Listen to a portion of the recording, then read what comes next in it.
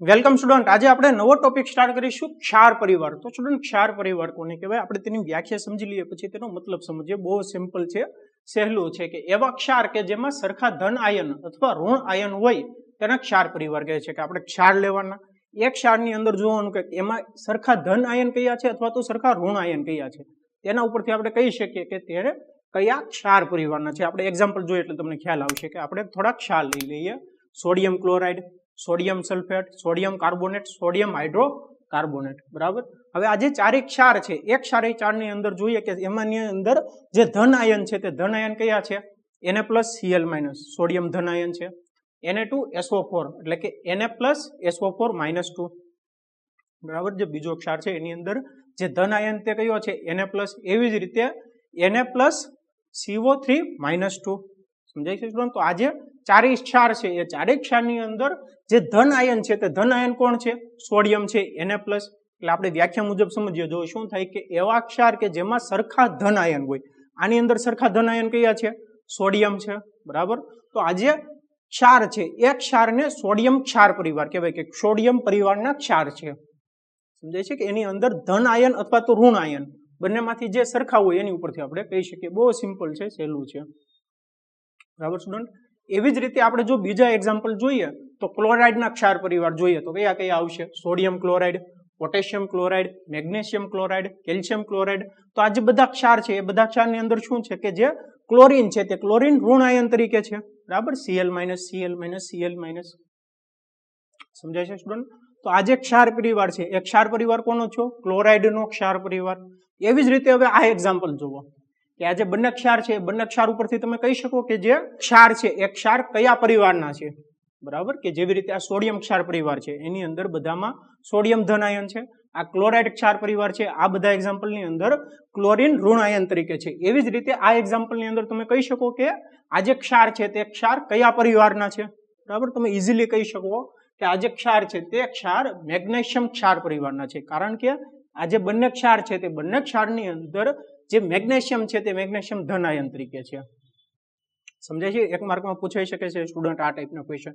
તો તમને ક્ષાર પરિવાર કોને કહેવાય એની જે વ્યાખ્યા છે તે વ્યાખ્યા ખબર હોવી જોઈએ, અને તેનો મતલબ સૌથી પહેલા તો ખબર હોવો જોઈએ કે ક્ષાર પરિવારનો મતલબ શું થાય. કે કોઈ પણ ક્ષાર હોય એ બધા ક્ષારની અંદર જે ધન આયન છે તે ધન આયન સરખા હોવા જોઈએ અથવા તો ઋણ આયન સરખા હોવા જોઈએ. તો તે ધન આયન અથવા તો ઋણ આયનના ક્ષાર પરિવાર કહેવાય. સમજાઈ ગયું સ્ટુડન્ટ? Welcome student. આજે આપણે નવો ટોપિક સ્ટાર્ટ કરીશું, ક્ષારની પીએચ. તો સ્ટુડન્ટ, આ ટોપિકની અંદર આપણે સમજવાના છીએ કે ક્ષારની પીએચ કેટલી હોય છે. તે ક્ષાર પરિવારનો આપણે અભ્યાસ કર્યો. બરાબર સ્ટુડન્ટ. હવે તમને ખબર છે કે કોઈ પણ દ્રાવણ હોય એની પીએચ કેટલી હોય છે? એના માપક્રમની અંદર 0 થી 14 ના અંક હોય છે.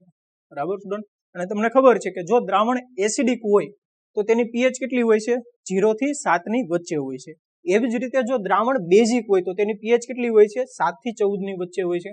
અને જો કોઈ દ્રાવણની પીએચ આપણને 7 મળે છે તો તે દ્રાવણને આપણે તટસ્થ કહીએ છીએ. બરાબર. કે તે એસિડિક પણ નથી અને બેઝિક પણ નથી. એવી જ રીતે આપણે માપવાના છીએ કે જે ક્ષાર છે એ ક્ષારની પીએચ કેટલી હોય છે. અને તમને ખબર છે કે ક્ષાર કઈ રીતે બનાવવામાં આવે? કે એસિડ, બેઝ બંને ભેગા મળીને શું બનાવવામાં આવે? ક્ષાર અને પાણી. બરાબર. કે એસિડ અને બેઝ બંને ભેગા મળીને ક્ષાર અને પાણી મળે છે. તો હવે આ જે ક્ષાર મળે છે એ ક્ષારની પીએચ કેટલી હોય તે આપણે જાણવું છે. તો હવે જે ક્ષાર છે એ એસિડ અને બેઝ માંથી બનાવવામાં આવે તો ક્ષારની પીએચ પણ કોના ઉપર આધાર રાખતી હોય છે? કે જે એસિડ અને બેઝ છે એના ઉપર આધાર રાખતી હોય છે. બરાબર. કે જે ઉપયોગમાં લીધેલો આપણે એસિડ છે અને બેઝ છે એ એસિડ કેવો છે, બેઝ કેવો છે, એના ઉપરથી આપણે કહી શકીએ કે જે ક્ષાર બને છે તે ક્ષારની પીએચ કેટલી હોય છે. સમજાઈ ગયું સ્ટુડન્ટ? હવે આપણે સમજીએ કે જો ઉપયોગમાં લીધેલો એસિડ અને બેઝ, બરાબર, એ બંને જો પ્રબળ હોય તો ક્ષાર જે મળે છે એ કેવો મળે છે? તટસ્થ મળે છે. અને જો એસિડ અને બેઝ બંને નિર્બળ હોય તો જે ક્ષાર બને છે એ ક્ષાર આપણને તટસ્થ મળે છે. બરાબર સ્ટુડન્ટ. કે તમને ઓલરેડી ખબર છે કે પ્રબળ એસિડ કોને કહેવાય, પ્રબળ બેઝ કોને કહેવાય, નિર્બળ એસિડ કોને કહેવાય, નિર્બળ બેઝ કોને કહેવાય. કે બંને જો એસિડ અને બેઝ બંને પ્રબળ હોય તો તટસ્થ મળે, બંને નિર્બળ હોય તો પણ તટસ્થ મળે. હવે આપણે સમજીએ કે જો પ્રબળ એસિડ હોય અને નિર્બળ બેઝ હોય, બરાબર, કે પ્રબળ એસિડ હોય અને નિર્બળ બેઝ હોય તો જે ક્ષાર મળે છે તે એસિડિક મળે છે. જે પ્રબળ છે એવો મળે. બરાબર. કે જો બંને અલગ અલગ હોય તો, કે બંને સરખા હોય, બંને પ્રબળ હોય તો તટસ્થ મળે, બંને નિર્બળ હોય તો તટસ્થ મળે. હવે એક પ્રબળ હોય અને નિર્બળ હોય, બરાબર, કે જો એસિડ પ્રબળ હોય તો એસિડિક ક્ષાર મળે, જો બેઝ પ્રબળ હોય તો બેઝિક ક્ષાર મળે. સમજાઈ ગયું? આપણે લખીએ એટલે ખ્યાલ આવશે કે પ્રબળ એસિડ પ્રબળ બેઝ તટસ્થ ક્ષાર H2O, નિર્બળ એસિડ નિર્બળ બેઝ તટસ્થ ક્ષાર H2O. પ્રબળ એસિડ નિર્બળ બેઝ, બરાબર. હવે પ્રબળ કોણ છે? એસિડ છે, તો શું મળશે? એસિડિક ક્ષાર H2O. અને નિર્બળ એસિડ પ્રબળ બેઝ, પ્રબળ શું છે? બેઝ છે, એટલે બેઝિક ક્ષાર H2O મળે. એટલું સમજાઈ ગયું સ્ટુડન્ટ? હવે સ્ટુડન્ટ આપણે થોડાક એક્ઝામ્પલ જોઈએ કે પ્રબળ એસિડ પ્રબળ બેઝ બંને પ્રબળ લઈએ, એટલે કે હાઇડ્રોક્લોરિક એસિડ કેવું છે? પ્રબળ એસિડ છે. પ્રબળ બેઝ લઈએ NaOH, આ બંને વચ્ચે પ્રક્રિયા થાય તો શું મળે? NaCl અને H2O મળે છે. તો જે NaCl ક્ષાર છે એની pH કેટલી હશે? એની pH 7 જ હશે. કેમ 7 હોય? કારણ કે પ્રબળ એસિડ અને પ્રબળ બેઝ એ બંને વચ્ચે પ્રક્રિયા થઈને જે ક્ષાર મળે છે તે કેવો મળે છે? તટસ્થ મળે છે. સમજાઈ ગયું? એવી જ રીતે હવે આપણે બીજું એક્ઝામ્પલ લઈએ કે નિર્બળ એસિડ નિર્બળ બેઝ શું મળે? તટસ્થ ક્ષાર અને H2O મળે. તો આપણે નિર્બળ એસિડનું એક એક્ઝામ્પલ લઈએ તો H2CO3 carbonic acid plus copper hydroxide, બરાબર. આ બંને કેવા છે? નિર્બળ એસિડ નિર્બળ બેઝ. બંનેથી જે મળે છે કોપર કાર્બોનેટ પ્લસ 2H2O, બરાબર. તો જે કોપર કાર્બોનેટ ક્ષાર મળે છે એ કેવો છે? તટસ્થ ક્ષાર છે. કે એની જો આપણે pH માપનથી તેની pH માપીએ તો આપણને 7 pH મળે છે એની, કે એસિડિક પણ નથી મળતો અને બેઝિક પણ નથી મળતો. એવી જ રીતે આપણે બીજું એક્ઝામ્પલ લઈએ કે પ્રબળ એસિડ અને નિર્બળ બેઝ. પ્રબળ એસિડ હાઇડ્રોક્લોરિક એસિડ લઈ લઈએ અને નિર્બળ બેઝ એમોનિયમ હાઇડ્રોક્સાઇડ લઈ લઈએ કે HCl + NH4OH. બંને વચ્ચે પ્રક્રિયા થઈને શું મળે છે? Ammonium chloride NH4Cl + H2O. તો હવે જે એમોનિયમ ક્લોરાઇડ છે NH4Cl એની pH કેટલી હશે? એની pH હશે 7 કરતા ઓછી. કેમ 7 કરતા ઓછી મળે છે? કારણ કે જે ઉપયોગમાં લીધેલો એસિડ છે એ કેવો છે? પ્રબળ છે. અને જે બેઝ છે તે કેવો છે? નિર્બળ છે. સમજાઈ ગયું સ્ટુડન્ટ? તો NH4Cl કેવો હશે? એસિડિક ક્ષાર હશે. pH 7 કરતા ઓછી હશે. એવી જ રીતે હવે આપણે ચોથો ટાઈપ જોઈ લઈએ કે નિર્બળ એસિડ અને પ્રબળ બેઝ હોય. કે જો નિર્બળ એસિડ અને પ્રબળ બેઝ હોય તો બેઝિક ક્ષાર અને H2O મળે. નિર્બળ એસિડ H2CO3 કાર્બોનિક એસિડ લઈ લો, બરાબર સ્ટુડન્ટ. અને પ્રબળ બેઝનું એક્ઝામ્પલ લઈએ આપણે કે સોડિયમ હાઇડ્રોક્સાઇડ NaOH. બંને વચ્ચે પ્રક્રિયા થઈને શું મળે છે? Na2CO3 sodium carbonate plus 2H2O. અને અહીંયા બે અણુ હશે NaOH ના, બરાબર સ્ટુડન્ટ. હવે અહીંયા જે Na2CO3 મળે છે ક્ષાર, એની pH કેટલી હશે? એની pH હશે 7 કરતા વધારે. કેમ 7 કરતા વધારે હોય? કારણ કે જે ક્ષાર છે તે બેઝિક ક્ષાર છે. બેઝિક ક્ષાર કઈ રીતે ખબર પડે છે? કારણ કે જે ઉપયોગમાં લીધેલો એસિડ છે એ કેવો છે? નિર્બળ છે. અને જે બેઝ છે એ કેવો છે? પ્રબળ છે. એટલે આપણને બેઝિક ક્ષાર મળે છે. સમજાઈ ગયું સ્ટુડન્ટ? ઇન શોર્ટ તમારે ખાલી એટલું યાદ રાખવાનું છે કે જો પ્રબળ હોય તો તટસ્થ મળે, નિર્બળ હોય તો તટસ્થ મળે. જો પ્રબળ નિર્બળ હોય તો જે પ્રબળ છે કે પ્રબળ એસિડ હોય તો એસિડિક ક્ષાર મળે, અને જો પ્રબળ બેઝ હોય તો બેઝિક ક્ષાર મળે. સમજાઈ ગયું સ્ટુડન્ટ? Welcome student. આજે આપણે નવો ટોપિક સ્ટાર્ટ કરીશું, સામાન્ય ક્ષારમાંથી મળતા રસાયણો. તો સ્ટુડન્ટ આ ટોપિકની અંદર આપણે સમજવાના છીએ કે આપણે ઘણા બધા ક્ષાર વિશે અભ્યાસ કર્યો.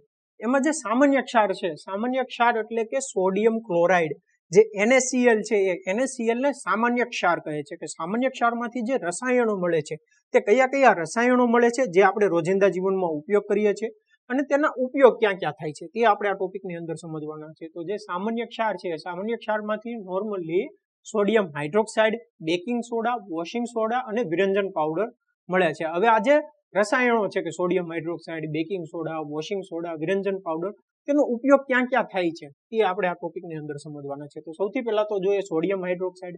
તો સોડિયમ હાઇડ્રોક્સાઇડ જે સામાન્ય ક્ષાર છે એમાંથી બનાવવામાં કઈ રીતે આવે છે તે આપણે સમજીએ.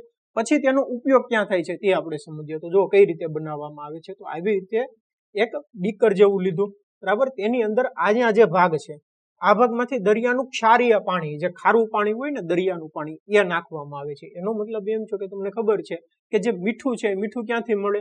દરિયામાંથી. સામાન્ય ક્ષાર મીઠું દરિયામાંથી જ મળે છે ને. એટલે જે પાણી છે એ પાણી કેવું હશે? NaCl વાળું પાણી છે. તો તે અહીંયા ઉમેરવામાં આવે છે. તો આપણે શું આપ્યું? સોડિયમ ક્લોરાઇડ પ્લસ H2O પાણી આપ્યું. હવે શું કરવામાં આવે છે કે આ બીકરમાં જે પાણી છે સોડિયમ ક્લોરાઇડ સામાન્ય ક્ષાર વાળું જે પાણી છે તેનું વિદ્યુત વિભાજન કરવામાં આવે છે.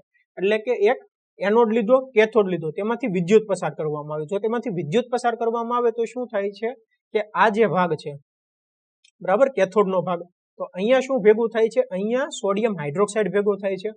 આ જે કેથોડ છે એ કેથોડ ઉપર હાઇડ્રોજન વાયુ ભેગો થાય છે, અને જે એનોડ છે એનોડ ઉપર ક્લોરીન વાયુ ભેગો થાય છે, બરાબર. હવે આ પ્રક્રિયાનું જો મારે રાસાયણિક સમીકરણ લખવું હોય તો હું આ રીતે લખી શકું કે સોડિયમ ક્લોરાઇડ પ્લસ H2O શું આપે છે? NaOH આપે છે, ક્લોરીન Cl2 આપે છે, પ્લસ H2O આપે છે. બરાબર, આપણે સમીકરણને સમતોલિત કરી લઈએ. જો કેટલા છે? Na સોડિયમ 1, અહીંયા સોડિયમ 1, ક્લોરીન 1, અહીંયા ક્લોરીન 2 છે, તો અહીંયા 2 વડે ગુણી નાખીએ, 2NaCl થઈ ગયા. ફરીથી કેલ્ક્યુલેશન કરીએ. સોડિયમ કેટલા? 2. અહીંયા સોડિયમ કેટલા છે? 1 જ છે, 2 વડે ગુણી લઈએ. બરાબર, તો 2 સોડિયમ, ક્લોરીન 2, ક્લોરીન 2. હાઇડ્રોજન જોઈએ કેટલા છે? 2. અહીંયા હાઇડ્રોજન કેટલા છે? H2 અને H2 4 છે, તો આને 2 વડે ગુણી દઈએ તો કેટલા થઈ ગયા? 2H2O થઈ ગયા. બરાબર સ્ટુડન્ટ, ફરીથી કેલ્ક્યુલેશન કરી લઈએ. જો સોડિયમ 2, અહીંયા પણ sodium 2, chlorine 2, chlorine 2, hydrogen 4, hydrogen 2 ને 2 4, ઓક્સિજન 2, ઓક્સિજન 2 થઈ ગયું સમતોલિત. બરાબર સ્ટુડન્ટ, અથવા તો તમે જે આપણી એબીસીડી ટેકનિક છે એની મદદથી પણ સમતોલિત કરી શકો છો, કોઈ પ્રોબ્લેમ નથી. હવે સ્ટુડન્ટ આપણે જોઈએ કે જો આપણને નિપજ કેટલી મળી? 3 નિપજ મળી. કઈ કઈ મળી? સોડિયમ હાઇડ્રોક્સાઇડ, હાઇડ્રોજન અને ક્લોરીન વાયુ. સોડિયમ હાઇડ્રોક્સાઇડ, ક્લોરીન વાયુ અને હાઇડ્રોજન. બરાબર સ્ટુડન્ટ, અને સ્ટુડન્ટ બીજી એક અગત્યની વાત કે આ જે રાસાયણિક પ્રક્રિયા છે, આ રાસાયણિક પ્રક્રિયાની અંદર નિપજ તરીકે આપણને ક્લોરીન મળે છે ને NaOH મળે છે. એટલે કે આ રાસાયણિક પ્રક્રિયાને ક્લોર આલ્કલી પ્રક્રિયા પણ કહે છે. ક્લોર આલ્કલી પ્રક્રિયા કેમ કહે છે? ક્લોર એટલે કે ક્લોરીન મળે છે, આલ્કલી. બરાબર, સોડિયમ હાઇડ્રોક્સાઇડ આલ્કલી છે એટલે કે સોડિયમ હાઇડ્રોક્સાઇડ. એટલે આ જે રાસાયણિક પ્રક્રિયા છે, રાસાયણિક પ્રક્રિયાને ક્લોર આલ્કલી પ્રક્રિયા પણ કહે છે. સમજાઈ ગયું સ્ટુડન્ટ? તો આપણે શું મેળવ્યું અત્યારે કે આપણે મેળવ્યું કે જે સામાન્ય ક્ષાર NaCl છે, NaCl માંથી આપણને NaOH મળે છે. હવે આપણને આ જે રાસાયણિક પ્રક્રિયા થઈ એની અંદર જે જુદી જુદી નિપજ મળે છે તેના આપણે ઉપયોગ પણ સમજવાના છે કે તેનો ઉપયોગ ક્યાં ક્યાં થાય છે આપણે સમજીએ. તો જો સૌથી પહેલા તો આપણે લઈ લઈએ સોડિયમ હાઇડ્રોક્સાઇડ, કે સોડિયમ હાઇડ્રોક્સાઇડનો ઉપયોગ ક્યાં થાય છે? તો ધાતુ પરથી ગ્રીસ દૂર કરવા માટે, કે તમે જોયું હશે કે ઘણી જગ્યાએ ધાતુ ઉપર ગ્રીસ લગાવવામાં આવે છે. જે ઘર્ષણ બળ હોય એ ઘર્ષણને ઓછું કરવા માટે તેની ઉપર ગ્રીસ લગાડવામાં આવે છે, તો તે દૂર કરવા માટે સોડિયમ હાઇડ્રોક્સાઇડનો ઉપયોગ થાય છે. સાબુ અને પ્રક્ષાલકોની બનાવટમાં યુઝ થાય છે. જ્યારે આપણે ચેપ્ટર નંબર 4 જોશું ત્યારે તમે જોશો કે સાબુ અને પ્રક્ષાલકોની બનાવટમાં સોડિયમનો ઉપયોગ થતો હોય છે. તો આવી રીતે ત્યાં સોડિયમ હાઇડ્રોક્સાઇડનો ઉપયોગ થાય છે. આ સિવાય કૃત્રિમ રેસાઓ બનાવવા અને કાગળની બનાવટની અંદર સોડિયમ હાઇડ્રોક્સાઇડનો ઉપયોગ થાય છે. એવી જ રીતે આપણે સમજીએ કે હાઇડ્રોજનનો ઉપયોગ ક્યાં થાય છે? તો હાઇડ્રોજનનો ઉપયોગ થાય છે બળતણ તરીકે. તમને ખબર છે કે જે રોકેટ હોય એ રોકેટની અંદર હાઇડ્રોજનનો બળતણ તરીકે ઉપયોગ થાય છે. જ્યારે હાઇડ્રોજનનું દહન કરવામાં આવે તો વિપુલ માત્રામાં ઉષ્મા ઉત્પન્ન થતી હોય છે. બરાબર, તો બળતણ તરીકે ઉપયોગ થાય છે. અને ખાતર માટે એમોનિયાની બનાવટમાં એમોનિયા NH3, બરાબર, NH3 હાઇડ્રોજન થયો એટલે હાઇડ્રોજનનો ઉપયોગ થાય છે. નાઇટ્રોજન અને હાઇડ્રોજન, તો એમોનિયાની બનાવટમાં ઉપયોગ થાય છે. એવી જ રીતે આપણે ક્લોરીનનો ઉપયોગ જોઈએ તો ક્લોરીનનો ઉપયોગ થાય છે જળ ઉપચાર ક્રિયામાં, સ્વિમિંગ પુલમાં. કે જે સ્વિમિંગ પુલ હોય છે એ સ્વિમિંગ પુલનું પાણી તમે જોયું હશે કેવું હોય છે? બ્લુ કલરનું હોય છે. તો તે બ્લુ કલરનું હોવું પાછળનું કારણ શું છે? તે કારણ જ છે કે તેની અંદર ક્લોરીન ઉમેરવામાં આવે છે. ક્લોરીન ઉમેરવાથી શું થાય છે કે તેની અંદર જે જંતુઓ હોય છે તે દૂર થાય છે, નાશ પામે છે. બરાબર, એટલે કે સ્વિમિંગ પુલની અંદર થાય છે જળ ઉપચાર ક્રિયામાં, ક્લોરોફ્લોરોકાર્બનની બનાવટમાં, કે તમારું જે રેફ્રિજરેટર હોય અથવા તો એસી હોય એની અંદર ક્લોરોફ્લોરોકાર્બનનો ઉપયોગ થાય છે. જ્યારે આપણે ચેપ્ટર 15 જોશું આપણું પર્યાવરણ, એની અંદર ઓઝોનના વિઘટનની અંદર આવશે ક્લોરોફ્લોરોકાર્બન, કે એનાથી શું થાય છે તે. બરાબર, કે ક્લોરોફ્લોરોકાર્બન એ એક પ્રકારનું રસાયણ છે જે રેફ્રિજરેટર અને એસીની અંદર ઉપયોગ થાય છે, તો તેની બનાવટમાં થાય છે. આ સિવાય કીટનાશકો તરીકે, કે જે દવા હોય એ દવાની અંદર કીટનાશક તરીકે ક્લોરીનનો ઉપયોગ થાય છે. બરાબર સ્ટુડન્ટ, તો આવી રીતે જે સોડિયમ હાઇડ્રોક્સાઇડ છે એ સોડિયમ હાઇડ્રોક્સાઇડ સામાન્ય ક્ષારમાંથી મેળવવામાં આવે છે અને એની જે નિપજો છે એ નિપજનો અલગ આવી રીતે ઉપયોગ થાય છે. સમજાઈ ગયું સ્ટુડન્ટ? હવે સ્ટુડન્ટ આપણે નેક્સ્ટ રસાયણ જોઈએ કે સામાન્ય ક્ષારમાંથી મળતા રસાયણોમાં બીજું રસાયણ છે વિરંજન પાવડર. કે વિરંજન પાવડરની બનાવટમાં કઈ રીતે સામાન્ય ક્ષારનો ઉપયોગ થાય છે અને તેના ઉપયોગ શું છે, કે વિરંજન પાવડરના ઉપયોગ શું છે તે આપણે સમજવાનું છે. તો સૌથી પહેલા તો વિરંજન પાવડર અથવા તો તેને બ્લીચિંગ પાવડર પણ કહેવામાં આવે છે. શું કહેવામાં આવે? બ્લીચિંગ પાવડર, જેનું રાસાયણિક સૂત્ર છે CaOCl2, કેલ્શિયમ ઓક્સીક્લોરાઇડ. શું છે? Calcium oxychloride. બરાબર સ્ટુડન્ટ, હવે આપણે સમજીએ કે કેલ્શિયમ ઓક્સીક્લોરાઇડ કઈ રીતે બનાવવામાં આવે છે. તો જે કેલ્શિયમ ઓક્સીક્લોરાઇડ છે એ ડાયરેક્ટલી NaCl માંથી નથી બનાવવામાં આવતું, પણ આપણે આગળની પ્રોસેસમાં વાત કરી તે પ્રમાણે કે સોડિયમ હાઇડ્રોક્સાઇડની બનાવટની અંદર, કે સોડિયમ હાઇડ્રોક્સાઇડની બનાવટની અંદર આપણને નિપજ તરીકે હાઇડ્રોજન અને ક્લોરીન વાયુ પણ મળતા હતા. તો જે ક્લોરીન છે એ ક્લોરીનનો ઉપયોગ થાય છે. બરાબર, તો ક્લોરીન અને ફોડેલો ચૂનો કેલ્શિયમ હાઇડ્રોક્સાઇડ એ બંને વચ્ચે પ્રક્રિયા થવાથી શું મળે છે? કેલ્શિયમ ઓક્સીક્લોરાઇડ CaOCl2 મળે છે પ્લસ H2O મળે છે. તો આવી રીતે બ્લીચિંગ પાવડર બનાવવામાં આવે છે. બરાબર સ્ટુડન્ટ, કે ક્લોરીનની શુષ્ક ફોડેલા ચૂના સાથેની પ્રક્રિયા દ્વારા વિરંજન પાવડર મળે છે, કે ડાયરેક્ટલી સામાન્ય ક્ષારનો ઉપયોગ નથી થતો NaCl નો. કઈ રીતે થાય છે કે NaCl માંથી સૌથી પહેલા તો ક્લોરીન વાયુ મેળવવામાં આવે છે અને ત્યારબાદ ક્લોરીન વાયુનો ઉપયોગ ફોડેલા ચૂના સાથે કરવાથી આપણને બ્લીચિંગ પાવડર અથવા તો વિરંજન પાવડર મળે છે. હવે આપણે વિરંજન પાવડરના ઉપયોગ જોઈએ, બ્લીચિંગ પાવડરના ઉપયોગ જોઈએ. તો એમાં સૌથી પહેલો ઉપયોગ છે કે ટેક્સટાઇલ ઉદ્યોગમાં સુતરાઉ તેમજ લીલન કાપડના વિરંજન માટે. બરાબર, આપણે વિરંજનનો મતલબ સમજીએ કે જો શું થાય કે ટેક્સટાઇલ ઉદ્યોગમાં સુતરાઉ તેમજ લીલન કાપડના વિરંજન માટે. તો એના માટે આ ફોટો જોવો. બરાબર, કે જે ટેક્સટાઇલ ઇન્ડસ્ટ્રીની અંદર ખૂબ જ ઉપયોગ થાય છે. કે આ ફોટા ઉપરથી તમને ખ્યાલ આવે છે કે જે એક બાજુનો ભાગ છે પેન્ટનો એ કેવો છે? સફેદ છે, અને બીજો ભાગ કેવો છે? કલરફુલ છે. તો વિરંજનનો મતલબ એવો થાય કે કલરને દૂર કરવા માટે. બરાબર, કે કોઈ પણ કાપડ હોય એ કાપડનું વિરંજન કર્યું એનો મતલબ એમ થાય કે તેમાંથી જે કલર છે એ કલરને દૂર કરવાનો, અને કેવો કલર થઈ જાય છે? સફેદ કલર થઈ જાય છે. તો આવી રીતે જે ટેક્સટાઇલ ઇન્ડસ્ટ્રી છે એ ટેક્સટાઇલ ઇન્ડસ્ટ્રીની અંદર સુતરાઉ તેમજ લીલન કાપડના વિરંજન માટે બ્લીચિંગ પાવડરનો ઉપયોગ થાય છે. બીજો ઉપયોગ જોઈએ કે કાગળ ઉદ્યોગમાં લાકડાના માવરના વિરંજન માટે. તો એના માટે આ એક ઇમેજ જુઓ. તો આ બાજુનો જે ભાગ છે એની અંદર શું છે કે લાકડાનો પોતાનો કલર છે, પણ અહીંયા એનું વિરંજન કર્યું તો શું થઈ ગયું? કે જે કલર છે એ કલર દૂર થઈ ગયો. બરાબર, કેવો થઈ ગયો? સફેદ થઈ ગયો.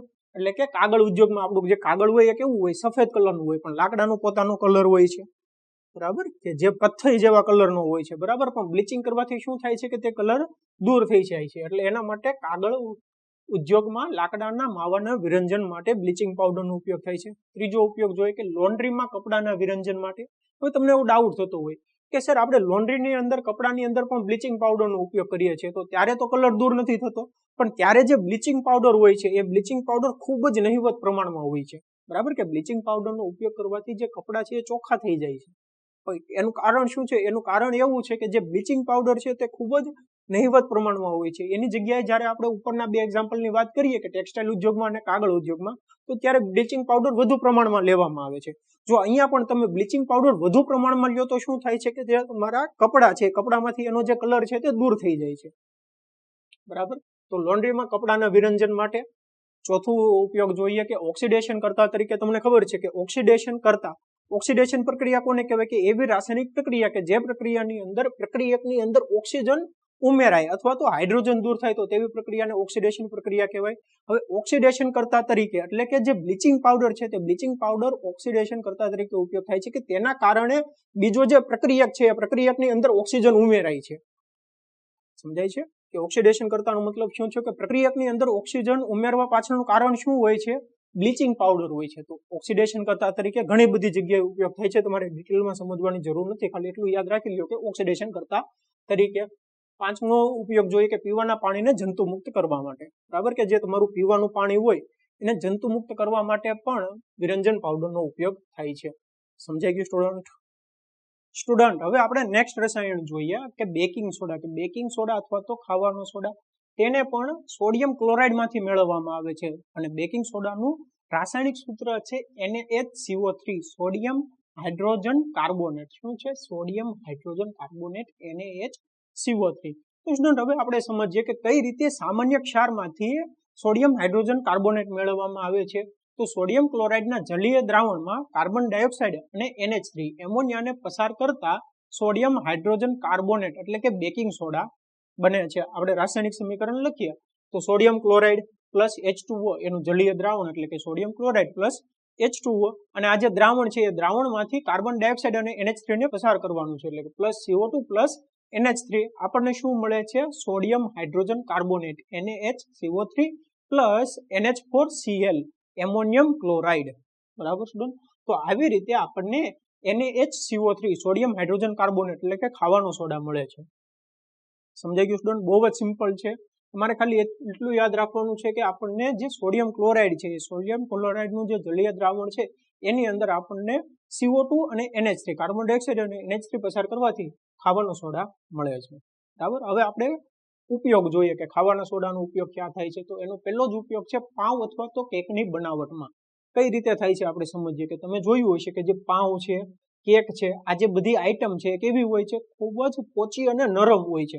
તો એવી જે ખાવાની વસ્તુ છે કે જે પોચી અને નરમ હોય છે, માની લો કે ઢોકળા છે, એમાંય પણ જોયું છે કે તમે ખાવાના સોડાનો ઉપયોગ થાય છે, બરાબર? ખમણની અંદર ખાવાના સોડાનો ઉપયોગ થાય છે. કે એવી વસ્તુ કે જે નરમ અને પોચી હોય છે એની બનાવટની અંદર ખાવાના સોડાનો ઉપયોગ થાય છે. કઈ રીતે ઉપયોગ થાય છે અને કઈ રીતે જે વસ્તુ છે તે નરમ અને પોચી મળે છે આપણે સમજીએ. કે જો શું થાય છે કે જે ખાવાનો સોડા છે એ ખાવાના સોડાને જ્યારે કોઈ વસ્તુ છે એ વસ્તુની અંદર નાખવામાં આવે અને એને ગરમ કરવામાં આવે તો શું થાય છે આપણે સમજીએ. કે ખાવાનો સોડા એટલે કે NaHCO3, બરાબર? માની લો કે આપણે અહીંયા જે પાઉં છે, પાઉંની બનાવટની અંદર આ ખાવાનો સોડાનો ઉપયોગ કરીએ છીએ અને તેને ગરમ કરીએ તો ગરમ કરવાથી શું થાય છે કે જે સોડિયમ હાઇડ્રોજન કાર્બોનેટ એનું વિઘટન થાય છે. શેમાં વિઘટન થાય છે? Na2CO3 માં, sodium કાર્બોનેટમાં, plus CO2 plus H2O, બરાબર? આવી રીતે વિઘટન થાય છે. સમીકરણને સમતુલિત કરીએ તો Na2 અહીંયા આપણે 2 વડે ગુણી નાખીએ, કેટલા થઈ ગયા? NaH કેટલા છે? 2 છે. H2 કાર્બન 2, કાર્બન 1 1 અને ઓક્સિજન 6, 3 ને 2 5 ને 1 6, સમતુલિત થઈ ગયું, બરાબર? તો આવી રીતે જુઓ કે જ્યારે સોડિયમ હાઇડ્રોજન કાર્બોનેટને ગરમ કરવામાં આવે, કે ખોરાક રાંધતી વખતે જ્યારે ગરમ થાય છે એની અંદર ખાવાનું સોડા નાખ્યો હોય તો આપણને સોડિયમ કાર્બોનેટ મળે છે, કાર્બન ડાયોક્સાઇડ મળે છે, પ્લસ H2O મળે છે. હવે અહીંયા જે આ કાર્બન ડાયોક્સાઇડ વાયુ મળે છે તે કાર્બન ડાયોક્સાઇડ વાયુના કારણે જે ખોરાક છે તે આવી રીતે પોચો અને નરમ બને છે, બરાબર? તમે જોઈ શકો છો કે ઘણા બધા હોલ છે. એ હોલ શું દર્શાવે છે? કે જે અહીંયા કાર્બન ડાયોક્સાઇડ વાયુ ઉત્પન્ન થાય છે એ બહાર નીકળે છે, બરાબર? કે જ્યારે ખોરાક રંધાતો હોય ત્યારે જે વાયુ છે તે બહાર નીકળે અને તેના કારણે જ આ જે ખોરાક છે તે ખોરાક પોચો બને છે, બરાબર? તો CO2 ના કારણે ખોરાક પોચો બને છે. એટલું સમજાઈ ગયું સ્ટુડન્ટ? પણ સ્ટુડન્ટ અહીંયા પ્રોબ્લેમ શું આવે છે? પ્રોબ્લેમ આવે છે સોડિયમ કાર્બોનેટના કારણે. કે આ જે સોડિયમ કાર્બોનેટ છે એ સોડિયમ કાર્બોનેટ સ્વાદે કડવો હોય છે. કેવો હોય છે? કડવો હોય છે. તો તે શું કરે છે? તે અહીંયા જે ખોરાક બને છે તે ખોરાકને પણ કડવો બનાવી દે, બરાબર? કે જો આપણે ખાલી ખોરાકનો સોડાનો ઉપયોગ કરીએ તો અહીંયા જે ખોરાક છે એ ખોરાકને કડવો બનાવી દે. તો એના માટે શું કરવામાં આવે છે? કે એના માટે અહીંયા આપણું જે સોડિયમ હાઇડ્રોજન કાર્બોનેટ છે, ખાવાનો સોડા, એ ખાવાના સોડાની સાથે એસિડ ઉમેરવામાં આવે છે, બરાબર? કે જે ખાવા લાયક એસિડ હોય એવા એસિડ ઉમેરવામાં આવે અને એ જે બને છે એને છે કહેવાય ખાવાનો પાવડર. શું કહેવાય? ખાવાનો પાવડર. કે ખાવાનો સોડા પ્લસ એસિડ. કેવા એસિડ ઉમેરવામાં આવે? કે જે આપણે ખાઈ શકીએ એવા એસિડ ઉમેરવામાં આવે. જેમ કે આપણે જો વાત કરીએ તો ટાર્ટરિક એસિડ. કે ટાર્ટરિક એસિડ એવો એસિડ છે કે જેને આપણે ખાઈ શકીએ, કંઈ વાંધો નથી. તો જો ટાર્ટરિક એસિડ અને ખાવાનો સોડા એ બંનેને ઉમેરવામાં આવે તો તેને કહેવાય ખાવાનો પાવડર, બરાબર? તો ખાવાના પાવડરનો નોર્મલી ઉપયોગ થાય છે. કે તમે જે ખાવાનો સોડા કહો છો એ શું હોય છે? એ એકચ્યુઅલની અંદર ખાવાનો પાવડર હોય છે. હવે ખાવાના પાવડર ઉમેરવાથી શું થાય આપણે સમજીએ. કે જુઓ શું હતું? કે sodium hydrogen carbonate NaHCO3 plus જે આપણે એસિડ ઉમેર્યો એ એસિડનો H પ્લસ આયન, બરાબર? કે કોઈ પણ એસિડ હોઈ શકે. માની લો ટાર્ટરિક એસિડ છે તો એનો H પ્લસ આયન. હવે આ બંને ગરમ થવાથી શું થાય છે? આ બંને ગરમ થવાથી આપણને કાર્બન ડાયોક્સાઇડ વાયુ મળે છે, પ્લસ H2O મળે છે, પ્લસ એસિડનો સોડિયમ ક્ષાર મળે છે. એસિડનો સોડિયમ ક્ષાર મળે છે. આપણે જે એસિડ યુઝ કર્યો હોય એ એસિડનો સોડિયમ ક્ષાર મળે છે, બરાબર સ્ટુડન્ટ? હવે આ રાસાયણિક પ્રક્રિયા સમજીએ તો જો શું મળે છે? CO2. CO2 કોના માટે જવાબદાર છે? જે ખોરાકને પોચો અને નરમ બનાવવા માટે, બરાબર? તો તે થઈ ગયું. અને જે અહીંયા Na2CO3 ઉત્પન્ન થતો હતો સોડિયમ કાર્બોનેટ, એના કારણે શું થતું હતું? કે ખોરાક જે છે તે કડવો થઈ જતો હતો, બરાબર? પણ હવે અહીંયા શું મળે છે? એસિડનો સોડિયમ ક્ષાર. જે સ્વાદે કેવો હોય છે? તે સ્વાદે કડવો હોતો નથી. એટલે જે ખોરાક કડવો બનતો હતો તે હવે બનતો નથી. સમજાય છે? તો આના માટે આપણે જે નોર્મલી તમે ઘરે યુઝ કરો છો એ કયું યુઝ કરો છો? એ યુઝ કરો છો ખાવાનો પાવડર. ખાવાનો સોડા યુઝ નથી કરતા, બરાબર? પણ એકચ્યુઅલમાં એની જે મેન વસ્તુ છે તે મેન વસ્તુ કયું છે? ખાવાનો સોડા. એટલે આપણે નોર્મલી ખાવાનો સોડાનો ઉપયોગ કરીએ છીએ, કે એવો શબ્દ આપણે વાપરીએ છીએ. સમજાઈ ગયું સ્ટુડન્ટ? હવે સ્ટુડન્ટ આપણે બીજો ઉપયોગ સમજીએ કે એસિડિટીના ઉપચાર તરીકે. આપણે જોયું હતું કે એસિડિટી થવા પાછળનું કારણ શું છે? કે આપણું જે શરીર છે એ શરીરના જઠરની અંદર વધુ પ્રમાણમાં HCl ઉત્પન્ન થાય છે. તો તેને તટસ્થ કરવા માટે આપણે બેઝ ઉમેરતા હોય છે, બરાબર? હવે તમને એવો ડાઉટ થતો હોય કે સર અહીંયા એમ કીધું કે એસિડિટીના ઉપચાર તરીકે, અને તમે એમ કહો છો કે જે બેકિંગ સોડા છે તે બેકિંગ સોડા એક પ્રકારનો ક્ષાર છે. તો ક્ષારનો ઉપયોગ કેમ કરીએ છીએ? તો સ્ટુડન્ટ બીજી એક અગત્યની વાત કે જે બેકિંગ સોડા છે, બેકિંગ સોડા NaHCO3 એ કેવો છે? એ બેઝિક છે. કેવો છે? બેઝિક. આપણે આગળ વાત કરી તે પ્રમાણે કે જે ક્ષાર છે, ક્ષાર પણ એસિડિક હોઈ શકે, બેઝિક હોઈ શકે અથવા તો તટસ્થ હોઈ શકે. તો આ જે ક્ષાર છે એ કેવો છે? બેઝિક છે. એટલે તેનો ઉપયોગ થાય છે એસિડિટીના ઉપચાર તરીકે. આ સિવાય સ્ટુડન્ટ કે અગ્નિશામકમાં આગ બુઝાવવા તરીકે. બરાબર, કે જ્યારે કોઈ આગ લાગી હોય ત્યાં આગ બુઝાવવા તરીકે ઉપયોગ થાય છે. કઈ રીતે? તમને ખબર છે કે તેને જો ગરમ કરવામાં આવે તો શું ઉત્પન્ન થાય છે? કાર્બન ડાયોક્સાઇડ વાયુ ઉત્પન્ન થાય છે. તો તેના કારણે શું થાય છે કે તેના કારણે આગને જલવા માટે કે આગ રહે એના માટે જે ઓક્સિજન હોય એ ઓક્સિજન પૂરતા પ્રમાણમાં મળતો નથી, એટલે આગ બુઝાવવા માટે અગ્નિશામક તરીકે ઉપયોગ થઈ શકે છે. આ સિવાય ખોરાકને ઝડપી રાંધવા માટે, કે આપણો જે ખોરાક છે ખોરાકને ઝડપી રાંધવા માટે પણ બેકિંગ સોડાનો ઉપયોગ થાય છે. સમજાઈ ગયું સ્ટુડન્ટ? સ્ટુડન્ટ, હવે આપણે નેક્સ્ટ રસાયણ જોઈએ કે ધોવાનો સોડા અથવા તો વોશિંગ સોડા. કે વોશિંગ સોડાની અંદર કઈ રીતે સોડિયમ ક્લોરાઇડનો ઉપયોગ થાય છે તે આપણે આ ટોપિકની અંદર સમજવાના છે કે કઈ રીતે ધોવાનો સોડા બનાવવામાં આવે છે અને તેના ઉપયોગ ક્યાં ક્યાં થાય છે. તો સૌથી પહેલા તો જોઈએ કે ધોવાના સોડાનું જે રાસાયણિક સૂત્ર છે તે રાસાયણિક સૂત્ર શું છે કે Na2CO3 × 10H2O. બરાબર, કે સોડિયમ કાર્બોનેટ અને એની સાથે 10 પાણીના અણુ જે ધોવાના સોડાનું રાસાયણિક સૂત્ર છે. હવે આ તમે જોઈ શકો છો કે Na2CO3, આપણે આગળ જે ખાવાના સોડાની વાત કરી તેને જ્યારે ગરમ કરવામાં આવે ત્યારે આપણને Na2CO3 મળતું હતું. બરાબર, તો એ જ પ્રક્રિયા છે કે જે ખાવાનો સોડા છે એ ખાવાનો સોડા NaCl માંથી બનાવવામાં આવે છે અને ખાવાનો સોડા મળે છે ત્યારબાદ તેને ગરમ કરવાથી આપણને શું મળે છે? Na2CO3. એટલે આવી રીતે આપણને સૌથી પહેલા તો Na2CO3 મળે છે. આપણે લખીએ કે બેકિંગ સોડાને ગરમ કરતા સોડિયમ કાર્બોનેટ મળે છે.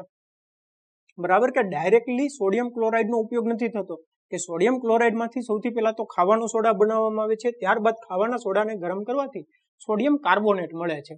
આપણે જો રાસાયણિક સમીકરણ લખવું હોય તો આ રીતે લખી શકીએ કે સોડિયમ હાઇડ્રોજન કાર્બોનેટ NaHCO3, ઉષ્મા આપવાથી શું મળે છે? Na2CO3 + CO2 + H2O. આ પ્રકારનું રાસાયણિક સમીકરણ આપણે આગળના ટોપિકમાં જ જોઈ લીધું. સમતોલિત કરીએ, અહીંયા 2 વડે ગુણી નાખીએ એટલે સમીકરણ સમતોલિત થઈ જશે. બરાબર, તમે કેલ્ક્યુલેશન કરી શકો છો. હવે જો શું છે કે ધોવાના સોડાનું જે રાસાયણિક સમીકરણ છે તે કયું છે? Na2CO3 × 10H2O. બરાબર, કે 10 પાણીના અણુ હજુ છે. તો શું કરવામાં આવે છે કે અહીંયા આપણને જે Na2CO3 મળે છે એનું પુનઃ સ્ફટિકીકરણ કરવાનું. સ્ફટિકીકરણ કોને કહેવાય તે આપણો નેક્સ્ટ ટોપિક છે. નેક્સ્ટ ટોપિકની અંદર તમને ખ્યાલ આવી જશે કે સ્ફટિકીકરણ કોને કહેવાય. બરાબર, ઇન શોર્ટ કોઈ પણ ક્ષાર હોય અથવા તો કોઈ પણ પદાર્થ હોય એની અંદર જે પાણીના અણુ હોય તો તેને સ્ફટિક કહેવાય છે. બરાબર, નેક્સ્ટ ટોપિક જોશો એટલે તમને ખ્યાલ આવી જશે. તો શું કરવામાં આવે કે સોડિયમ કાર્બોનેટનું પુનઃ સ્ફટિકીકરણ કરતા ધોવાનો સોડા મળે છે, એટલે કે એની અંદર જે પાણીના જે બીજા 10 અણુ છે એ ઉમેરવામાં આવે. તો આપણે જો સમીકરણ લખવું હોય તો આ રીતે લખી શકીએ કે Na2CO3 + 10H2O. શું મળે છે? Na2CO3 × 10H2O. સમજાઈ ગયું સ્ટુડન્ટ? અને બીજી એક અગત્યની વાત કે જે ધોવાનો સોડા છે, ધોવાનો સોડા સ્વભાવે બેઝિક હોય છે. કેવો હોય છે? બેઝિક હોય છે. બરાબર સ્ટુડન્ટ? હવે આપણે ધોવાના સોડાના ઉપયોગ જોઈએ. તો એનો ઉપયોગમાં પહેલો ઉપયોગ છે કાચ, સાબુ અને કાગળ ઉદ્યોગમાં. કે જે કાચ છે કાચની બનાવટમાં થાય છે, સાબુની બનાવટમાં થાય છે અને કાગળ ઉદ્યોગની અંદર ધોવાના સોડાનો ઉપયોગ થાય છે. બરાબર, આ જે વસ્તુ છે તેની બનાવટની અંદર થાય છે. કઈ રીતે થાય છે તે તમારે સમજવાની જરૂર નથી. બીજો ઉપયોગ છે સોડિયમ સંયોજનોની બનાવટમાં, કે જે સોડિયમ છે તમે અહીંયા જોઈ શકો છો શું મળે છે? Na2CO3, sodium carbonate. તો જે સોડિયમ સંયોજનો છે તે સોડિયમ સંયોજનોની બનાવટની અંદર ધોવાના સોડાનો ઉપયોગ થાય છે. એક અગત્યનું સોડિયમ સંયોજન છે બોરેક્સ. બરાબર, જેનો ઉપયોગ દવા બનાવવાની અંદર થાય છે. ક્યાં થાય છે? દવા બનાવવા માટે બોરેક્સનો ઉપયોગ થાય છે. તો ત્યાં ધોવાના સોડાનો ઉપયોગ થાય છે. ત્રીજો ઉપયોગ જોઈએ કે ઘરની સફાઈ માટે. તમને ખબર છે કે ઘરની સફાઈ માટે તમે જે ધોવાના સોડાનો ઉપયોગ કરો છો તે જ ઉપયોગ થાય છે કે ઘરની સફાઈ માટે. ચોથો ઉપયોગ જોઈએ કે કઠણ પાણીને નરમ બનાવવા માટે, કે જે પાણી છે એ પાણીની અંદર આયનો હોય.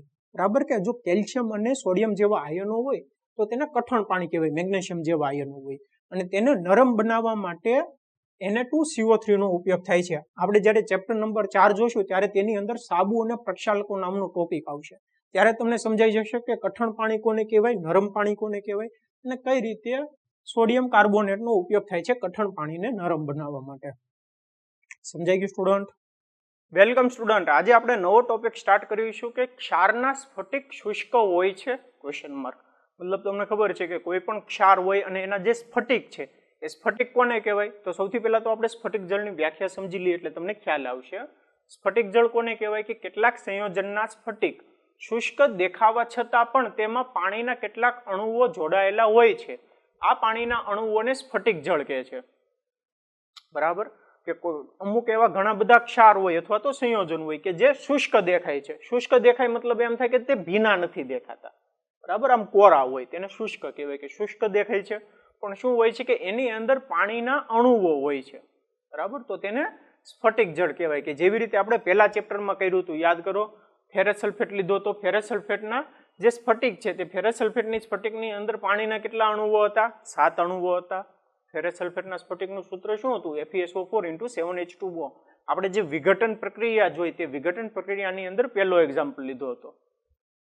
બરાબર, યાદ આવી ગયો? ઉષ્મીય વિઘટનનો એક્ઝામ્પલ હતો. એવી જ રીતે આપણે કોપર સલ્ફેટનો સ્ફટિક લેવાનો છે. કોપર સલ્ફેટના સ્ફટિકનું જે રાસાયણિક સૂત્ર છે તે CuSO4, કોપર સલ્ફેટ અને સ્ફટિક છે તો સ્ફટિકના ઇન્ટુ 5H2O, એટલે કે કોપર સલ્ફેટનું જે કંઈ રાસાયણિક સૂત્ર છે એની સાથે H2O પાણીના 5 અણુઓ આવે તો તેને કોપર સલ્ફેટનું સ્ફટિક કહેવાય. બરાબર, હવે આપણે જે કોપર સલ્ફેટનું સ્ફટિક છે તે શુષ્ક હોય છે કે નહીં? બરાબર, આપણને દેખાવમાં લાગે કે શુષ્ક હોય છે. શુષ્કનો મતલબ એમ થાય કે કોરું દેખાય છે, પણ આપણે ચકાસવાનું છે કે તે શુષ્ક છે કે નહીં. તો સૌથી પહેલા તો કોપર સલ્ફેટ છે એને આપણે જોઈ લઈએ કે કેવા દેખાય છે. તો આ ફોટો જોવો, આ ફોટામાં તમને દેખાય છે કે જે કોપર સલ્ફેટ છે તે કોપર સલ્ફેટના સ્ફટિક છે. બરાબર, તો તે ભૂરા કલરના દેખાય છે. સમજાઈ ગયું? હવે આપણે તેને ગરમ કરીને જોઈએ કે શું થાય છે. જો આપણે ગરમ કરીએ તો તમને ખબર છે કે જેવી રીતે ફેરસ સલ્ફેટમાં થતું હતું કે સૌથી પહેલા તો જે પાણીના 7 અણુઓ દૂર થતા હતા ફેરસ સલ્ફેટની અંદર, એવી જ રીતે કોપર સલ્ફેટમાં થશે કે કોપર સલ્ફેટની અંદર જે H2O પાણીના જે 5 અણુઓ છે તે દૂર થશે. બરાબર, તો એના માટે સૌથી પહેલા તો આવું એક બર્નર લઈ લીધું અને એક કસનળી લીધી. હવે આ જે કસનળી છે એ કસનળીની અંદર આપણે કોપર સલ્ફેટ થોડુંક લઈ લીધું. બરાબર, હવે આ જે કોપર સલ્ફેટ છે એનો કલર જોવો તમે, કેવો કલરના દેખાય છે? ભૂરા કલરના દેખાય છે. હવે હમણાં જો આપણે ગરમ કરીએ તો જોઈએ શું થાય છે. બરાબર સ્ટુડન્ટ, તો હવે આ જે કસનળીની અંદર કોપર સલ્ફેટ લીધું, બર્નર લીધું, હવે આપણે એને ગરમ કરીએ. કે આપણે જો ગરમ કરીએ તો હવે આ જે કોપર સલ્ફેટનો કલર હતો એ કોપર સલ્ફેટનો કલર કેવો હતો? ભૂરા કલરનો હતો. હવે આ જે ભૂરો કલર છે તે બદલાઈ જાય છે અને સફેદ કલરનો થઈ જાય છે. બરાબર, અને બીજું તમે એવું ઓબ્ઝર્વ કરશો કે આ જે કસનળી છે એ કસનળીની જે સપાટી છે તે ત્યાં પાણીના બુંદો દેખાય છે. બરાબર, ટીપા દેખાય છે પાણીના. તો એ શું દર્શાવે છે કે એ એવું દર્શાવે છે કે જે કોપર સલ્ફેટનો જે કાંઈ સ્ફટિક હતો એની અંદર પાણીના અણુઓ હોય છે તેવું દર્શાવે. બરાબર, એટલે કે તે શુષ્ક હોતો નથી. કોપર સલ્ફેટનો સ્ફટિક અથવા તો કોઈ પણ ક્ષારના સ્ફટિક આ એવું દર્શાવે છે. સમજાઈ ગયું સ્ટુડન્ટ? હવે જુઓ કે આ જે સફેદ કલર છે એ સફેદ કલર શું દર્શાવે છે? ખાલી કોપર સલ્ફેટ દેખાડે છે અને એના જે 5 પાણીના અણુઓ હતા એ અહીંયા જે કસનળી છે કસનળીની સપાટી ઉપર બુંદો દેખાય છે તમને. બરાબર, ટીપા દેખાય છે. એટલું સમજાઈ ગયું સ્ટુડન્ટ? તો હવે આ જે કસનળી છે એને આપણે અહીંયા લઈએ અને હવે તમે અહીંયા જુઓ છો કે જે કોપર સલ્ફેટ છે તે કેવા દેખાય? કલરનું દેખાય, સફેદ કલરનું. કોપર સલ્ફેટના સ્ફટિક કેવા દેખાય છે? ભૂરા કલરના. એને આપણે ગરમ કર્યું એટલે પાણીના 5 અણુઓ દૂર થયા. પાણીના જો 5 અણુઓ દૂર થયા એટલે સફેદ કલરનું થઈ ગયું. એટલું આપણને ખબર પડી. બરાબર, હવે આ જે કોપર સલ્ફેટ છે એની અંદર જો હું પાછા પાણીના ટીપા નાખું છું તો આનો કલર પાછો બદલાઈ જશે, પાછો ભૂરા કલરનું થઈ જશે. સમજાય છે સ્ટુડન્ટ? તે શું દર્શાવે છે કે એવું દર્શાવે છે કે જે કોપર સલ્ફેટનો સ્ફટિક છે એ કોપર સલ્ફેટના સ્ફટિક શુષ્ક નથી હોતા, એની અંદર પાણીના અણુઓ હોય છે. સમજાઈ ગયું સ્ટુડન્ટ? અને જે કોપર સલ્ફેટનો સ્ફટિક છે એનો કલર કેવો છે? ભૂરા કલરનો. કોપર સલ્ફેટ છે તો એનો કલર કેવો છે? સફેદ કલરનો. સમજાઈ ગયું સ્ટુડન્ટ? વેલકમ સ્ટુડન્ટ, આજે આપણે નવો ટોપિક સ્ટાર્ટ કરીશું, પ્લાસ્ટર ઓફ પેરિસ. તો સ્ટુડન્ટ, પ્લાસ્ટર ઓફ પેરિસ કોને કહેવાય તે આપણે આ ટોપિકની અંદર સમજવાના છે કે તેને કઈ રીતે બનાવવામાં આવે, તેનો ઉપયોગ ક્યાં થાય છે અને તેને પ્લાસ્ટર ઓફ પેરિસ શું કામ કહે છે. બરાબર, તે આપણે આ ટોપિકની અંદર સમજવાના છે. તો સૌથી પહેલા તો જોઈએ કે બનાવટ, કે તેને બનાવવામાં કઈ રીતે આવે છે. તો જીપ્સમને તમને ખબર છે, જીપ્સમનું રાસાયણિક સૂત્ર શું છે? CaSO4 × 2H2O. કે કેલ્શિયમ સલ્ફેટ અને એની સાથે જો 2 પાણીના અણુ હોય તો તેને જીપ્સમ કહે છે. તો જીપ્સમને 373 કેલ્વિન તાપમાને ગરમ કરતા તે પાણીના અણુઓ ગુમાવે છે. બરાબર, કે હવે સ્વાભાવિક વાત છે કે જો કેલ્શિયમ સલ્ફેટ આરે 2 પાણીના અણુઓ હોય એને આપણે ગરમ કરીએ તો શું થાય છે કે જે પાણીના અણુ છે તે દૂર થશે. આપણે આગળના ટોપિકમાં પ્રવૃત્તિ કરી છે. તો હવે જો અહીંયા સ્ટુડન્ટ શું થાય છે કે જીપ્સમને 373 કેલ્વિન તાપમાને ગરમ કરતા તે પાણીના અણુઓ ગુમાવે છે અને કેલ્શિયમ સલ્ફેટ હેમીહાઇડ્રેટ, શું? Calcium sulphate hemihydrate CaSO4 into half H2O, બરાબર, કે તે બનાવે છે, જેને પ્લાસ્ટર ઓફ પેરિસ કહે છે. તો સમજો સ્ટુડન્ટ કે શું છું કે અહીંયા calcium sulphate into 2H2O gypsum છે, એ જીપ્સમને જો આપણે ગરમ કરીએ તો શું થાય છે કે એ ગરમ કરીએ તો પાણીના અણુઓ ગુમાવે છે અને શું બનાવે છે? Calcium sulphate hemihydrate. શું બનાવે? કેલ્શિયમ સલ્ફેટ હેમીહાઇડ્રેટ, જેનું રાસાયણિક સૂત્ર છે CaSO4 into half H2O. બરાબર, એનો મતલબ એમ છો કે પાણીનો કેટલો અણુ દૂર છો? એક આખો છો અને એક અડધો છો, એટલે કે 1.5 અણુ દૂર થાય છે. અને જે બને છે એને શું કહેવાય? એને કહેવાય પ્લાસ્ટર ઓફ પેરિસ, એટલે કે જે કેલ્શિયમ સલ્ફેટ હેમીહાઇડ્રેટ છે એને કહેવાય પ્લાસ્ટર ઓફ પેરિસ. અને સ્ટુડન્ટ બીજી એક અગત્યની વાત કે અહીંયા જે શબ્દ છે હેમી, હેમીનો મતલબ થાય કે અડધો. શું થાય? હેમીનો મતલબ અડધો થાય છે. હવે આ જો પ્રક્રિયાનું આપણે રાસાયણિક સમીકરણ લખવું હોય તો આ રીતે લખી શકીએ કે CaSO4 into 2H2O જીપ્સમ છે, એને ગરમ કર્યું 373 કેલ્વિન તાપમાને. શું મળે છે આપણને? પાણીનો અણુ દૂર થાય છે, કેલ્શિયમ સલ્ફેટ હેમીહાઇડ્રેટ મળે છે, એટલે કે CaSO4 into half H2O, પાણીનો અડધો અણુ પ્લસ 1 અને અડધો H2O, બરાબર, કે 1.5 અણુ H2O નો દૂર થાય છે. હવે આપણને અહીંયા જે કેલ્શિયમ સલ્ફેટ હેમીહાઇડ્રેટ મળ્યું એને શું કહેવાય? એને જ પ્લાસ્ટર ઓફ પેરિસ કહેવાય. સમજાઈ ગયું સ્ટુડન્ટ કે પ્લાસ્ટર ઓફ પેરિસ કોને કહેવાય? Calcium sulphate hemihydrate. અને તેને બનાવવામાં કઈ રીતે આવે છે? જીપ્સમમાંથી બનાવવામાં આવે છે અને તેને 373 કેલ્વિન તાપમાને ગરમ કરવામાં આવે. હવે જો સ્ટુડન્ટ આનાથી આપણે વધુ તાપમાને ગરમ કરીએ તો શું થાય છે કે જે પાણીનો અહીંયા અડધો અણુ રહે છે એ પણ દૂર થઈ જાય અને ખાલી કેલ્શિયમ સલ્ફેટ મળે છે. બરાબર, એટલે જે તાપમાન છે તે ખૂબ જ અગત્યનું છે, 373 કેલ્વિન તાપમાન. એટલું સમજાઈ ગયું સ્ટુડન્ટ? હવે આપણે સમજીએ કે પ્લાસ્ટર ઓફ પેરિસનો ઉપયોગ ક્યાં થાય છે, કે તે કેવું હોય છે. તો જે પ્લાસ્ટર ઓફ પેરિસ છે કે કેલ્શિયમ સલ્ફેટ હેમીહાઇડ્રેટ એ પાવડર સ્વરૂપમાં હોય છે. અને આ જે જીપ્સમ છે એ જીપ્સમ એક કઠણ પદાર્થ છે.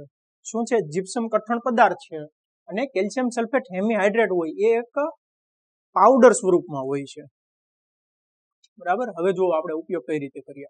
હવે શું થશે કે આ જે કેલ્શિયમ સલ્ફેટ હેમીહાઇડ્રેટ છે કે જે પાવડર સ્વરૂપમાં છે એની અંદર જો હું પાણી નાખું તો શું થાય કે એ પાણી નાખું તો એ ફરીથી જીપ્સમની અંદર ફેરવાઈ જશે, એટલે કે એક કઠણ સખત પદાર્થની અંદર ફેરવાઈ જશે.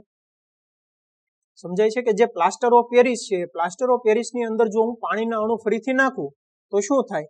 એ જીપ્સમની અંદર ફેરવાઈ જાય છે. તો આપણે એનું રાસાયણિક સમીકરણ લખી લઈએ એટલે હવે તમને ખ્યાલ આવશે કે જો શું છું, calcium sulphate hemihydrate CaSO4 into half H2O plus આપણે 1.5 પાણીના અણુ નાખીએ છીએ કે 1.5 H2O, 1 અને અડધો પાણીનો અણુ શું બનાવે? CaSO4 into 2H2O જીપ્સમ બનાવે, જે કેવો છે? સખત પદાર્થ છે. સમજાઈ ગયું સ્ટુડન્ટ? કે આપણે શું કર્યું કે સૌથી પહેલા તો પ્લાસ્ટર ઓફ પેરિસ બનાવ્યું. કેમાંથી પ્લાસ્ટર ઓફ પેરિસ બનાવ્યું? જીપ્સમમાંથી. હવે આપણે સખત પદાર્થ જ્યારે જોતો હોય ત્યારે શું કરવાનું કે પ્લાસ્ટર ઓફ પેરિસમાંથી ફરીથી જીપ્સમ બનાવવાનું. હવે આ જે જીપ્સમ છે એ ખૂબ જ સખત પદાર્થ છે. હવે આવું કરવાથી ફાયદો શું થાય કે જે પ્લાસ્ટર ઓફ પેરિસ છે એને આપણે કોઈ પણ શેપ આપી દઈએ જીપ્સમનો, કે કોઈ પણ શેપ આપી શકીએ. કે જે આપણે જોયું હોય છે કે ગણપતિ બાપાની જે મૂર્તિ હોય છે એ નોર્મલી POP ની બનેલી હોય છે, પ્લાસ્ટર ઓફ પેરિસ. બરાબર, તમે સાંભળ્યું હોય છે ઘણી વાર કે ઇકો ફ્રેન્ડલી ગણપતિ બાપા, એટલે કે જે માટીના બનેલા હોય છે, પ્લાસ્ટર ઓફ પેરિસના નથી બનેલા હોતા. તો આ જે પ્લાસ્ટર ઓફ પેરિસ છે એ નોર્મલી પાણીની અંદર ઓગળતું નથી. જય શ્રી સ્ટુડન્ટ. અને સ્ટુડન્ટ બીજી એક અગત્યની વાત કે આ કારણે જ કે જે પ્લાસ્ટર ઓફ પેરિસ છે, પ્લાસ્ટર ઓફ પેરિસને ભેજમુક્ત વાતાવરણની અંદર સંગ્રહ કરવામાં આવે છે. સમજાય છે સ્ટુડન્ટ કે ભેજમુક્ત વાતાવરણની અંદર સંગ્રહ કરવાથી શું થાય કે જે પ્લાસ્ટર ઓફ પેરિસ છે, પ્લાસ્ટર ઓફ પેરિસ જીપ્સમની અંદર ફેરવાઈ નથી જતું. જો ભેજમુક્ત વાતાવરણ હોય તો પ્લાસ્ટર ઓફ પેરિસ જીપ્સમમાં ફેરવાઈ જાય. સમજાઈ ગયું સ્ટુડન્ટ કે આ કારણે પ્લાસ્ટર ઓફ પેરિસને ભેજમુક્ત વાતાવરણમાં સંગ્રહ કરવામાં આવે છે. એટલું સમજાઈ ગયું સ્ટુડન્ટ? હવે આપણે સમજીએ કે પ્લાસ્ટર ઓફ પેરિસના ઉપયોગ ક્યાં થાય છે. તો પ્લાસ્ટર ઓફ પેરિસનો ઉપયોગ થાય કે ભાંગી ગયેલા હાડકાં સાંધવા માટે. કે તમે ઘણી જગ્યાએ જોયું હશે કે અહીંયા જે છે એ આપણને પ્લાસ્ટર કરે છે, એવું તમે સાંભળ્યું હશે કે હાથ ભાંગી ગયો હોય તો અહીંયા હાથે પ્લાસ્ટર કરે. બરાબર, તો એ એકચ્યુઅલમાં શું હોય? એ એકચ્યુઅલમાં હોય છે પ્લાસ્ટર ઓફ પેરિસ હોય છે ને એમાં પાણીનો અણુ બનાવીને શું બનાવે છે? જીપ્સમ હોય છે. બરાબર, કે શરૂઆતમાં પાવડર સ્વરૂપમાં હોય, પછી પાણી નાખીને એ જીપ્સમ સ્વરૂપમાં ફેરવી દે છે. તો આ રીતે પ્લાસ્ટર ઓફ પેરિસનો ઉપયોગ થાય છે. આ સિવાય સ્ટુડન્ટ કે રમકડા અને સજાવટની સામગ્રી બનાવવા અને સપાટીને લીસી બનાવવા, કે રમકડા બનાવવા પણ પ્લાસ્ટર ઓફ પેરિસનો ઉપયોગ થાય છે. કે તમારી જે ઘરની સીલિંગ હોય એ સીલિંગ બનાવવામાં પણ પ્લાસ્ટર ઓફ પેરિસનો ઉપયોગ થાય છે. એટલું સમજાઈ ગયું સ્ટુડન્ટ? હવે સ્ટુડન્ટ આપણે સમજીએ કે પ્લાસ્ટર ઓફ પેરિસ કેમ કહેવામાં આવે છે. કે એનું નામ શું છે? કેલ્શિયમ સલ્ફેટ હેમીહાઇડ્રેટ છે. એને પ્લાસ્ટર ઓફ પેરિસ શું કામ કહેવામાં આવે છે? કારણ કે સ્ટુડન્ટ કે જે કેલ્શિયમ સલ્ફેટ હેમીહાઇડ્રેટ છે એ જીપ્સમમાંથી બનાવવામાં આવે છે, અને જે જીપ્સમ છે એ જીપ્સમ પેરિસ, બરાબર, કે એક કન્ટ્રી છે, એક દેશનું નામ છે પેરિસ, એની અંદર મોન્ટે મારેલ કરીને એક ટેકરી આવેલી છે કે જેની અંદર જીપ્સમ વિપુલ માત્રામાં જોવા મળે છે, કે એ આખી જીપ્સમની ટેકરી બનેલી છે. આપણે એવું કહી શકીએ કે એની અંદર વિપુલ માત્રામાં જીપ્સમ છે, બરાબર. એના ઉપરથી આપણે કહીએ છીએ કે પ્લાસ્ટર ઓફ પેરિસ, કારણ કે તે પેરિસની અંદર વધુ પ્રમાણમાં જોવા મળે છે મોન્ટે મારેલ ટેકરીની અંદર. એટલું સમજાઈ ગયું સ્ટુડન્ટ?